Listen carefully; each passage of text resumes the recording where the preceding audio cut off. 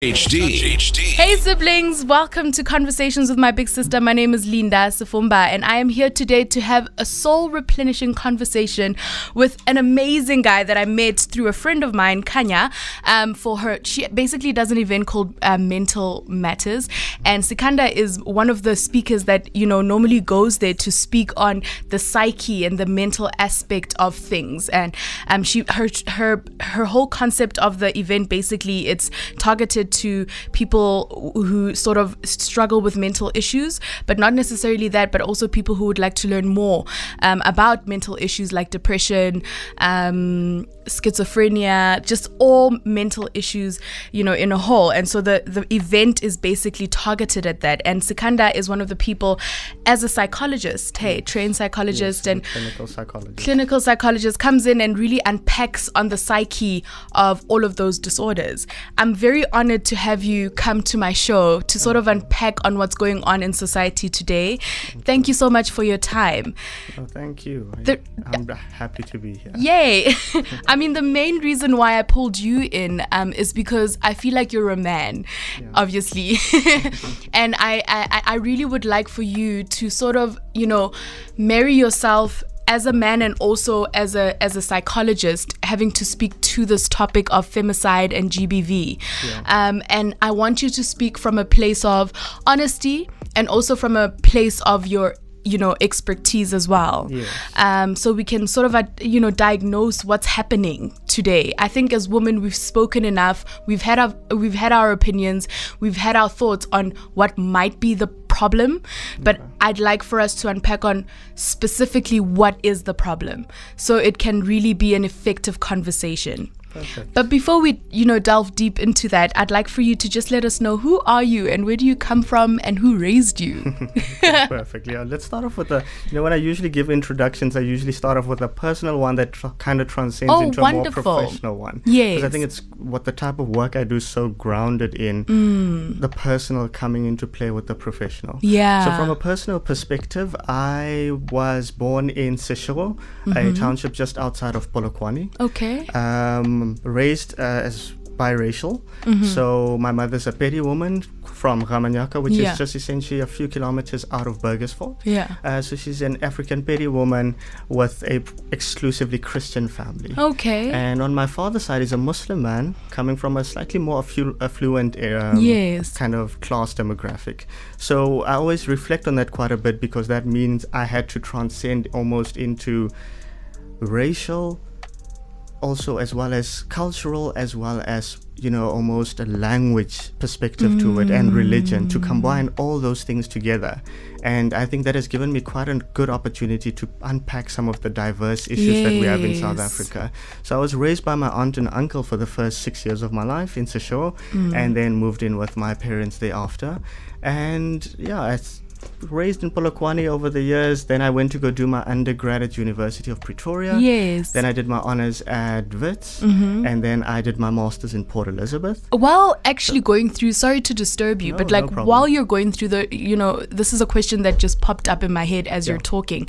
As a young man now growing up, sort of through high school and also through then university, how was your identity, having to discover your identity and finding yourself? Was it always questioned, and how were you able to navigate through that? I think the benefit that I had was growing up with my aunt and uncle in quite a big family that was exclusively Pedi family, and that almost grounded me in the Pedi culture at that point. So I actually learned how to speak Sepedi before I learned how to speak English. Amazing. And then when I went to primary school, I had to really catch up on my English over the years. You don't sound like it. Thank you. No, but so I think by the time I went into secondary education, I was already so closely aligned to the Pedi side of my family, and I think that grounded me in even the friends that I was interacting with, the familial figures that I was interacting with. So I was always gravitated more towards that side. So it didn't really cause too much of an identity crisis at that specific point. I think that the time that I spent with my father's side of the family was a contrast, but it also was in its own concrete packs from time to time. Okay. And that allowed me to still have a firm sense of my identity, but to be able to assimilate into other cultural aspects, other religious aspects when required. But I always had that foundation to go back to. Yes. And that helped quite a great deal. And what was the foundation? The foundation was rooted more from the Pedi side of my family, and just that familial bond and the culture that comes into it. So that was home that for was you. home, essentially. I get that. Exactly. I get that. Exactly. And then I would have a home from home, but I always knew the true home.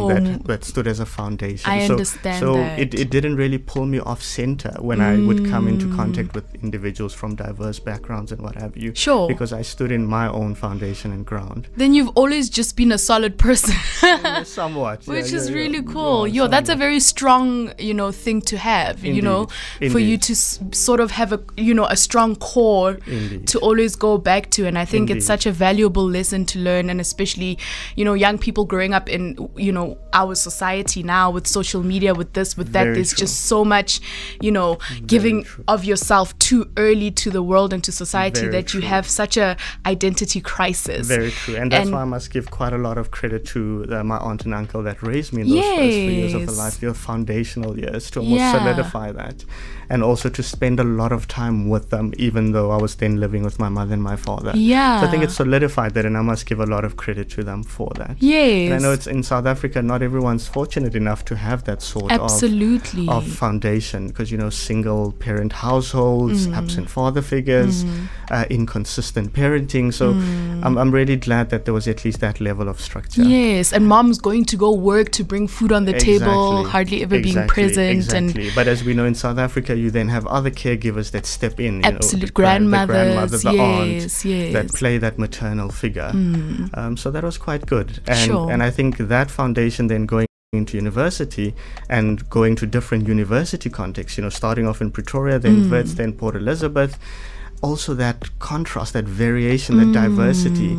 I remember going to Port Elizabeth was quite a contrast for me, because I'm used to, Pretoria, Joburg, you still hear quite a lot of Swedish being spoken, Tswana and whatever, and then you go there and it's complete.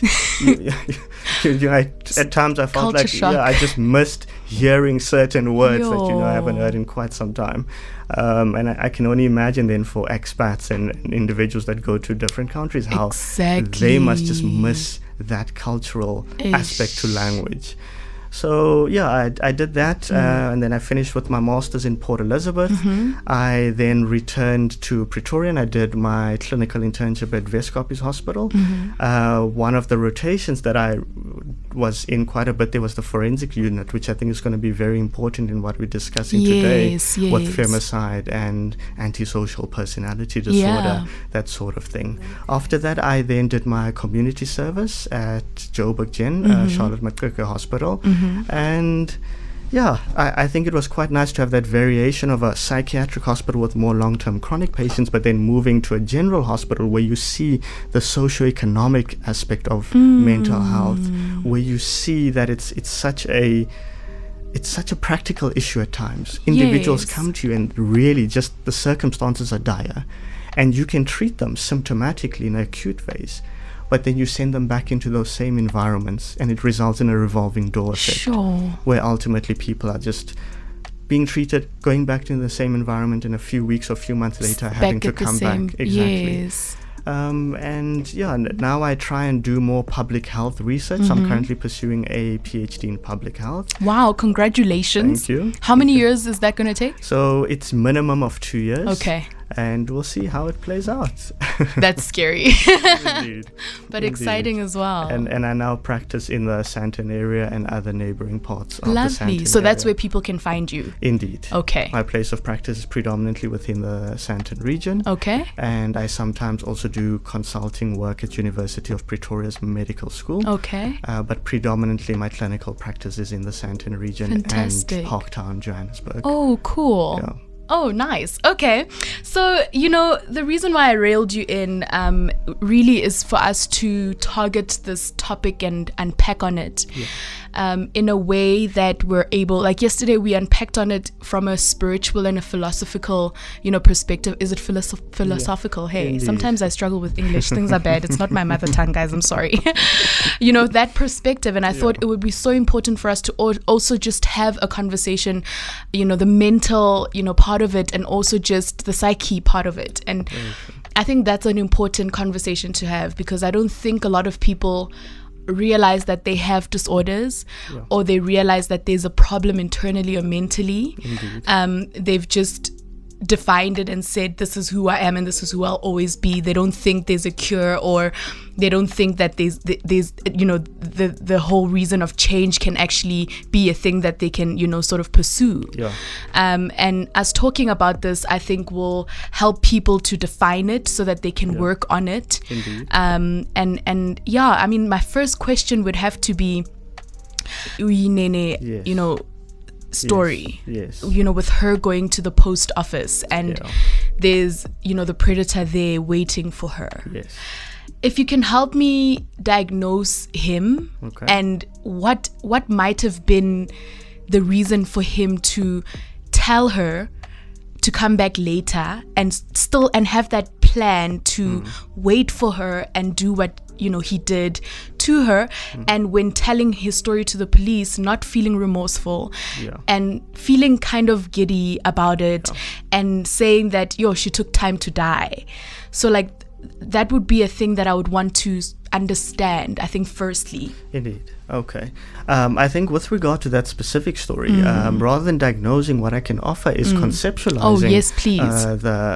How I've kind of perceived the events that took place there. And I think before I jump into that, I think it's very important to distinguish between criminality, which could have an antisocial personality disorder element to it, versus other social transgressions that are more in line with hegemonic masculinity and stuff that, an individual might not be identified as pathological in some way, but they transgress social norms, they transgress consent and all these things on a day-to-day basis, and gets almost some sort of justification from a patriarchal system and what have you.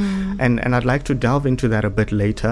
But I want to start off now with almost giving an idea of antisocial personality disorder, which has quite a strong link to criminal activity. And before I jump into that, I always try and distinguish between asocial versus antisocial. Yes, please. Because there's such a big misconception where you hear a lot of individuals on a daily basis saying something along the lines of, you're staying indoors, why are you so antisocial?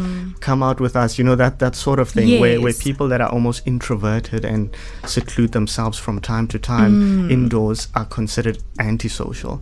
And it might be a terminology thing, but it's very important, because asocial speaks more to what we're talking about, like an introverted, I'm just not feeling it right now, and stay indoors. Those sort of individuals, they just don't really like going out much. Uber Eats, the indoors. I'm kind of that person.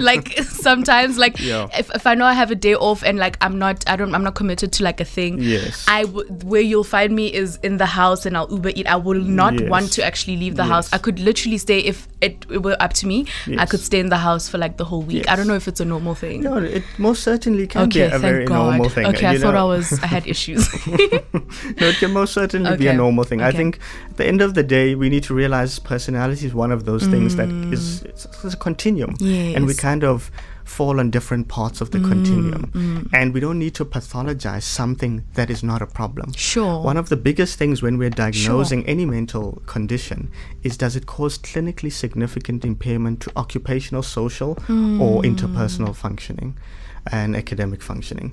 And sometimes you engage in things that don't cause any impairment. You sitting at home having Uber Eats and what have you is not causing significant impairment. So let's not pathologize something that actually might be healthy for you. You need to know when you want to. You need to know when you want to go out and have a good time, and you also need to know when you want to stay indoors. And there's absolutely nothing wrong with that. So I sorry think to disturb you there. No, I think it was a very important point to make. Versus, on the other hand, when we're talking about antisocial, which more specifically, if we talk about antisocial personality disorder, it's where there's a disregard for social norms, a disregard for laws, a disregard for, regulation and acting in accordance with social etiquette, as well as just human rights and essentially all those things. There's actually a malicious violation of those things. So there's either unintentional disregard or an intentional disregard. And there's also on a deeper level, a lack of remorse for transgressing such boundaries. Sure. But these individuals usually have some sense of underlying irritability. They have some sense of a long-standing pattern, actually. It emerges more often than not in childhood, of conduct disorder, oppositional defiant disorder, that sort of picture, and where you almost see that from a young age this individual is engaging in behaviors that are not in line with the rules that are essential for healthy functioning. Sure. And, you know, I saw it a lot in the forensic unit, where individuals would commit, you know, murder, serial rapists and what have you, and they'd have absolutely no remorse when recounting the events. When you think about what is the etiology of that, more often than not, it stems from your developmental period. It has a genetic component to it as well, but also upbringing, in the sense of almost immense deprivation, but then an awareness of, I can cheat the system and get what I want. There's, you know, one big thing in how we navigate through behavior is through reward and punishment. Yes. And if individuals transgress boundaries at a young age and realize there's no punishments for it, it almost gets reinforced that, hey, if I'm going to do this and I'm not going to be punished for it, what is the cons? There's only pros here. I get what I want when I want it, instant gratification, and there's no repercussions for it. So that's when you end up with that antisocial personality aspect to it, which sometimes has been linked to a more psychopathic element, in which the person has quite a high intellect and manipulates in that regard. So you'd find, you know, your more prominent serial killers and serial rapists have quite strong intellect, and they use that to manipulate individuals to get what they want, which is very much in line with what you'd see in our antisocial personality traits and that sort of thing. Sure. So I think that's very important to distinguish. Yeah. When we go now into the recent femicide, I'm like freaked out. Like right now, we can cue the music of pretty much horror movie. Yes.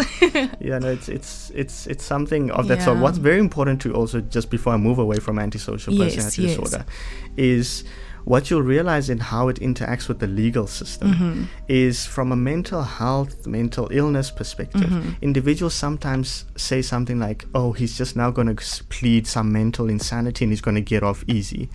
You know, in cases where there's serial murderers and what have you, people think, oh, I hope he doesn't cheat the system by, you know, going for psychiatric evaluation. And I think a very big thing to consider is, when you're looking at that sort of forensic evidence to assist in as a reduced sentence or to not be held liable, what's important to consider is what we call, does the individual have the capacity to understand the wrongfulness of the act, and do they have the capacity to act in accordance with an understanding of the wrongfulness of the act? So your more psychotic, your schizophrenic pictures where there's delusions, where there's hallucinations, you might not be fully aware of what you're doing and what the repercussions are. Wow. So that's where you might then, the court system would be more lenient with you, because the individual clearly was experiencing some form of psychosis, which affected their almost ability to distinguish what is right and wrong. Whereas with antisocial personality disorder, you are still able to understand the wrongfulness of the act, and you're still able to act in accordance with that understanding, meaning it doesn't serve as justification for getting you off some sort of criminal offense. I think that's a very important point to note as well. So my question would be now, for parents that are raising kids, for the kids to not get to that point, because you've mentioned that you mentioned that it's because of the fact that the person was not sort of introduced to society in, I don't norms, know, in a controlled way, or in a normal way, in a socialized way, and reckless behavior wasn't reprimanded with punishment or anything. Would that be a thing you'd suggest to parents raising kids, young boys, young girls? What must they do? Should they reprimand their kids more? I would say that's a very tough one to answer, because it's such a fine line between being punitive and almost being this authoritarian parent that is engaging in some sort of corporal punishment and that sort of thing, versus almost instilling a sense of there are norms and there's specific reasons why we need to adhere to them. There are laws and there's specific reasons why we need to adhere to them. So to more get the buy-in from the value that comes with that. That if you're able to engage in life in a positive way, you open up better opportunities for yourself rather than getting yourself in the criminal system and then almost potentially facing prison time or death. So I think it's more important to instill the benefits of living a life that comes with more positive elements to it, rather than punishing so much. So I would say rather go the reward route of reinforcing positive behavior, especially from an early childhood perspective. Because if you constantly with the enforcing punishment, it can also then harbor some form of resentment or conditional positive regard, conditional love, and that can later manifest in interpersonal difficulties. So I would say let's focus more on rewarding positive behavior. And understanding the value of that and respecting one another's dignity and consent and all those sort of things. And so yesterday with the person we brought in to come and speak from a philosophical perspective, I'd asked him a question. He'd said that churches and things are sort of systems that are put in institutions. They put in place to contain society and control society. And he's like, it could be a bad thing as well, because it's not allowing you to recognize your divinity and who you are as an individual. So this is where it gets tricky for me, is that with our conversation now, would that be a recommended way to live life, with not having those boundaries, but then those boundaries are sort of necessary as well for you to not have a superiority complex and become, what we are basically describing now? That's a very good question. How can we navigate then? How can we balance that to... That's a very good question, and it's actually one I've been reflecting on for the past 5 years, because I think it's so layered. And I've come to an answer that I think can serve quite a lot of value. I think ultimately when you look at the education system in South Africa, from a primary and secondary education perspective, it's all about memorizing, learning stuff, and just immersing yourself in the content so that you can pass and move on. Only when you get to university does the critical thinking come into play. And I think that's quite an injustice on the educational system. I think the critical thinking needs to start coming in from a secondary education level. So that you have individuals in high school that gets information, sits with it, reflects, critically engages with it, and says, what do I think is meaningful here, and what do I think is restrictive in some regard? What value am I going to take from it, and what am I going to chuck away? Because the social institutions, whatever you may call them, social institutions of religion, social institutions of a marriage, all these sort of things, and even coping mechanisms such as substance use and what have you, to sit with all of them and say critically, what is my stance on this? What is an alternative view? You think of life orientation as a subject in secondary education. It just pushes content. These are sexual disorders. This is how you contract a sexual disorder. It doesn't effectively allow you to critically engage with. There's also a interpersonal component. There's transactional relationships that are involved. There's all these things that come into play. How do I navigate through this in a way that is congruent with who I am, but is still in line with relative social norms, rather than just having this sheep mentality of the social institution says this is what you must do, this is how you must behave, and you just follow it blindly. And that can even be transcended to patriarchy, in which it's almost this message of the male breadwinner, the head of the household, the dominant figure, and the woman should be in line and the subordinate one, which is, norms that we're trying to really get away from, but still gets perpetuated in less affluent areas, in areas in which there's still a strong hold on to cultural norms that can serve immense value, but can also come with cons to it. And I think then it's so important to say, I'm going to take this from culture, but I'm going to question some of this. Sure. And I'm going to question it based on how the world is structured now. Yes. What is the current issues? You know, if we're dealing with gender-based violence, if we're dealing with femicide and all these things, patriarchal systems and cultural systems from 40 years ago are not well suited for current times, but there is still things in them that are valuable in current times. So critical thinking, we need to really start fostering that at a young age, at a very young age. That's very good. I think there should actually be a subject in dedicated secondary education to that. That's critical thinking. That's everything that you're learning in all the other subjects. Critique it now. Critique it, let's debate it, let's hear your views. And it would first have to start with you understanding who you are as an individual, your identity, and sort of what we spoke about earlier with you having to have a core, a foundation, an anchor, so you can speak from a place of honesty, you know? And I think it also serves the benefit of giving a platform for us to express tensions, frustrations. You know, you look at the Truth and Reconciliation Commission, which a lot was said at the time, but I don't think everyone got their say. I think people didn't get to say how they truly 100%. feel. And you have a lot of individuals navigating through South Africa now with repressed and suppressed residual anger, irritability, frustration, living through harsh socioeconomic constraints, but can't voice it out. Sure. And I think to be able to have a platform in high school, similar to like debating class, but where we're discussing more educational content, and we're able to then get alternative views. It will also instill a sense of tolerance for alternative views. Absolutely. Because, you know, you think of a platform like Twitter, in which you drop a tweet, and ultimately what starts manifesting there is people coming in a very emotive way, defending themselves, being triggered, defending themselves, but you don't get to hear the full nuance of the conversation. So you have influences that guide a specific narrative, and it's gone. Yeah. It's gone. Once that narrative is put forward, you don't have a say to kind of justify your point. And life's not just black and white, where you say one statement, but you don't have a lot to say about it. 100%. There's so much more that could be said, and you could actually realize we actually can reach consensus if we just give one another time to listen.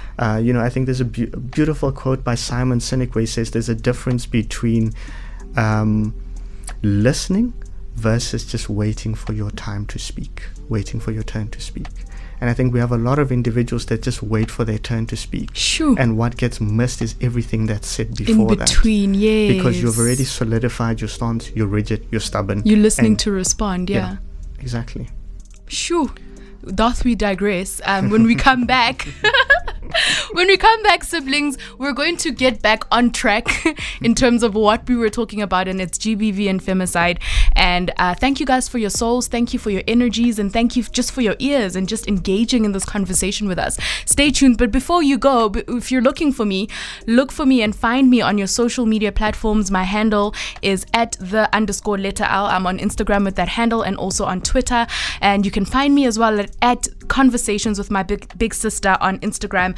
Talk to me, let me know, and tell me, what are these topics you'd like for us to unpack? What would you like for us to talk about? And who would you like for us to bring into studio to speak with? It's all up to you. You're directing the ship, and we need you to make the show as controversial as possible, sort of targeting these topics that society refuses and is scared of speaking to. So help us with that, and let us actually steer the ship together.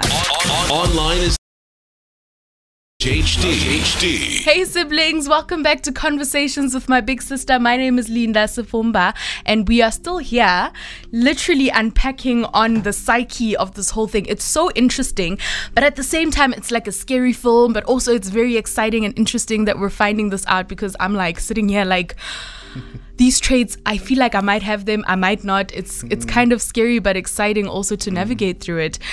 We kind of digressed in the previous conversation, but I feel like it was important that we did, because there were so many elements that you touched on that I feel were very important for you to mention.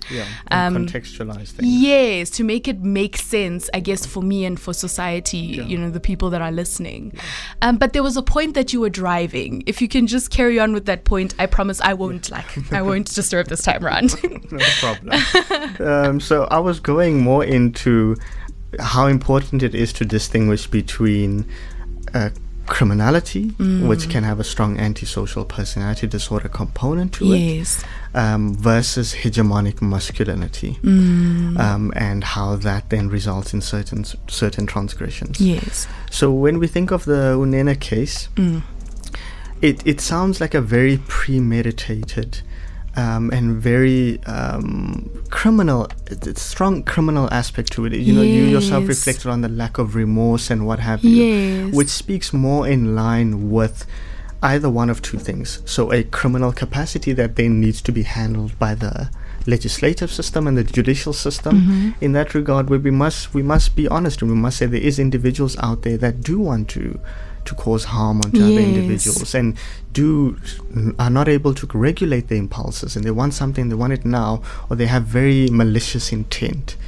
And I think that's we need to sometimes separate that from a psychological explanation until the judicial system can handle that. Because as I said, with the antisocial personality disorder, which can have slight bearing, but with the more psychotic, schizophrenic pictures, that's where there's leeway and there's an understanding of mental illness can affect one's inclination to engage in behaviors. So in this case, it sounds very premeditated. It sounds malicious, and I think that is a criminal problem that the criminal system needs to kick in, 100%. And there needs to be prosecution. So I think that's very different from what I think is more psychological and a socio-political other way of appraising things, which is more the hegemonic masculinity. And I think when we kick into that, maybe I can just give a brief definition of hegemonic masculinity. So hegemonic masculinity ultimately is the dominant form of masculinity that is perpetuated in society. That kind of perpetuates how a man should think, feel, and behave to be considered a real man, you know, whatever that might mean. But that's really enforced by hegemonic masculinity, you know, that whole false real man rhetoric. Now, in that regard, you know, you think of the macho man type of template that individuals use, this dominant figure that really just asserts his power, his dominance, and should ultimately hold top rank in some form of hierarchy. And that's perpetuated a lot by patriarchy. And it's perpetuated specifically in South Africa by the whole breadwinner. And I think there's a lot of, things we need to consider here. How the migrant labor system came into play, how that resulted in male figures being the breadwinner and ultimately having more power in the household, pushing women into a subordinate position. Now, when you look at issues of perhaps maybe not femicide, but more gender-based violence, you see how it starts off with small transgressions. Transgressions that may be disrespectful in some way, and it's almost tolerated and justified because that's the man. What would be the example of the small transgressions? So let me think of a small, like double standards. A man can almost sleep around, be promiscuous, and he's considered a stud. And we must understand it. Exactly. Versus with women, it's almost seen as you're a slut or that sort of thing if you engage in that sort of behavior. And I think it gets perpetuated in so many different ways of men will be men, which sometimes is even perpetuated by maternal figures. You know, you can go home and you can speak to your mother and you can almost say, dude, you go home and you kind of report how, you know, I'm having this problem with my partner, I'm having this problem, and it's almost like men will be men. You know, it's gonna be fine. Indeed. And it starts off that way, and it's justified in that way, and we slowly then let it slide, and it then turns to more overt or gross transgressions, where there is perhaps some form of physical aggression, maybe holding and pushing and that sort of thing. And again, there society justifies it in some way. Testosterone, men are aggressive, you know, heat of the moment, that sort of thing. And then it eventually gets to its overt forms of beatings and physical assaults and that sort of thing, and even sexual violations. And since we've been perpetuating it so much in a patriarchal system, ultimately then comes down to, at this point, we just need to suffer in silence. Because if we take it to the system says, no, it's justified. No, just tolerate it. No, just do this. It's only when it results in femicide or gross sexual violations that have immense evidence behind them, then only does the system say enough is enough. Yes. So I think we need to start off early, and we need to start tackling those issues at a much, much earlier level. A suggestion that I had, here I am again disturbing your no I'm sorry guys, there's something I need to address just with what he's saying now. A suggestion that I had was just I feel like with the justice system, at least just with rape, and I'm probably wrong, just with rape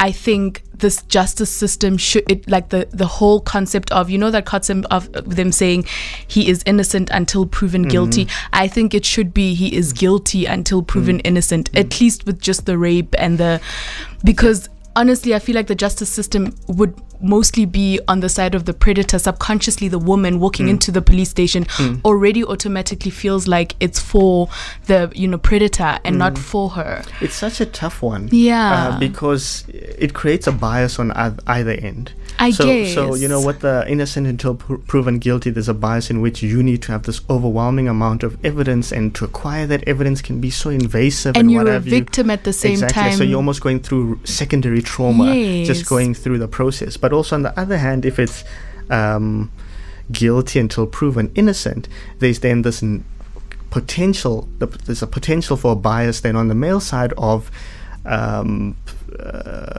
of false reporting and that sort of thing, almost that malicious getting back at someone, reputational damage thing. And it's so tough because in South Africa we deal with a lot of gender-based violence, which the victims are usually female, and hence why the judicial system can maybe then have to reflect on that a bit more and say, tailor to our context, what can we do? But we don't want to avoid one bias to create another bias. I understand. So it becomes such a tough one, especially if you then take into statistics and you try and justify it and say, do we protect the majority at the consequence of some of the outliers being falsely accused and what have you?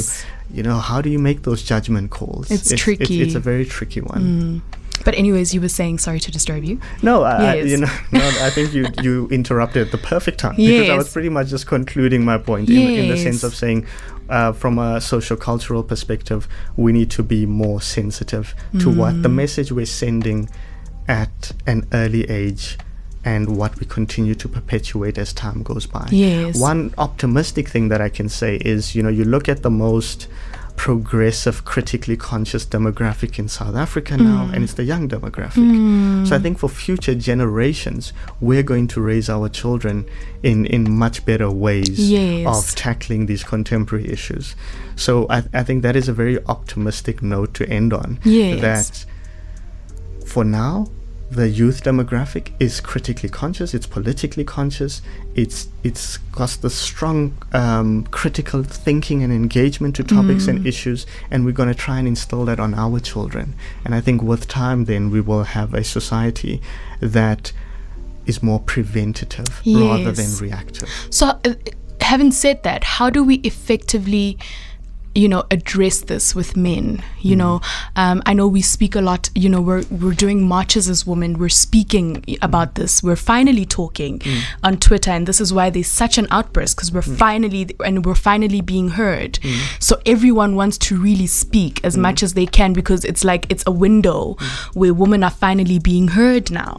And so how do we effectively address this with men to sort of see that what they're doing is wrong and sort of create a change? How can we do that? How can, as a society, can we address that? I think there's two things. The first one is men themselves need to take more accountability. Very good. And say, we have a problem and we need to address it. Why can't men do that?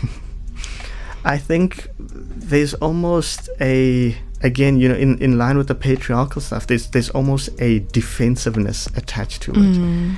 That if I start trying to be more open-minded about certain things, I'm going against hegemonic masculinity. therefore I'm slightly losing my manhood, so to say.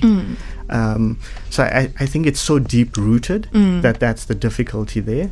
But I think we still need to be pushing that agenda strongly, so that it starts being heard more strongly. Yes. And you see it now with the protest action in Sandton at the moment, not too far from where we're at, where I think individuals are going to be listening. Absolutely. And I think that awareness. And, you were at my Mental Matters talk, and you saw how the gender distribution, even though it was a male-centered talk that day, there were only like 3-4 men attending. So hopefully if we spread the awareness and men take accountability and they start coming through for such moments of critical engagement, open-mindedness, we can start creating shifts. Yes. Okay, so if you can define for us femicide and define for us GBV and just, the psychology behind it in terms of men. Okay, just quickly, just briefly before you go, I don't want to lose you. Just briefly before you go, and then we can just close it up. Okay, so I know there's multiple definitions for femicide, but the one that I've seen most of the time is the intentional killing of a female by a male. Sometimes there's deviations from that where it's just intentional killing of another female, and sometimes it's even the unintentional killing of another female by a male. Yes. But I think the most prominent one is the intentional killing of a female by a male. Okay. With gender-based violence, I think, it's quite an umbrella term for so many transgressions of one individual onto the opposite sex. You see it in domestic violence, you see it in, but I think what makes it very strong is the power differential in it. That I'm a male figure and I'm asserting my dominance and my physicality on you. And that's what also comes with a strong sense of helplessness, which is the most traumatic aspect of it. That I'm so overpowered, I'm helpless in this moment. Sure.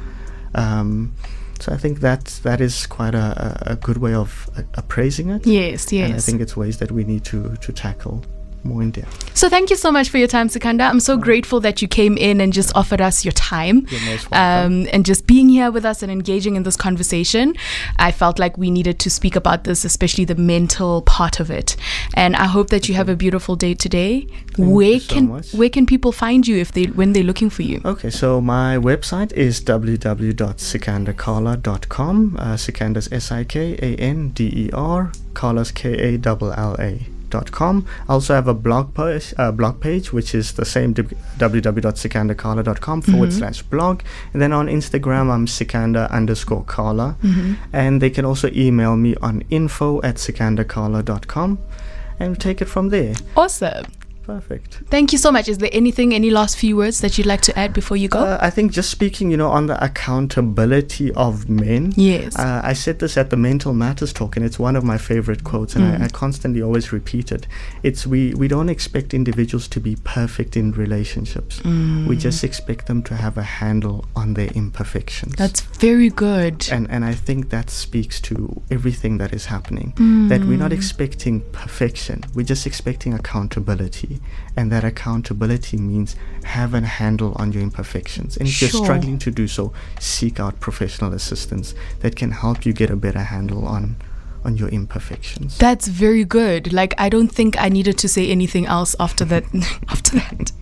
But thank you so much, Mr. Kalla. We're so grateful that you came in. Siblings, thank you for lending us your ears and your hearts and your spirits and sort of railing into this conversation and engaging in it with us. We hope to hear from you soon. If you're looking for me, my handle is @the_letter_L. With the same handle, you can find me on both Twitter and Instagram. My name is Linda Sefumba. You can find me on Facebook with that name. Talk to me. Tell me, what is it that you'd like for us to talk about? Who would you like for us to bring into studio to speak with? And help us make this show the most controversial show ever created in society. We need your help with that. Thank you for your time. Bye. You with us, you win. Case closed. Touch HD.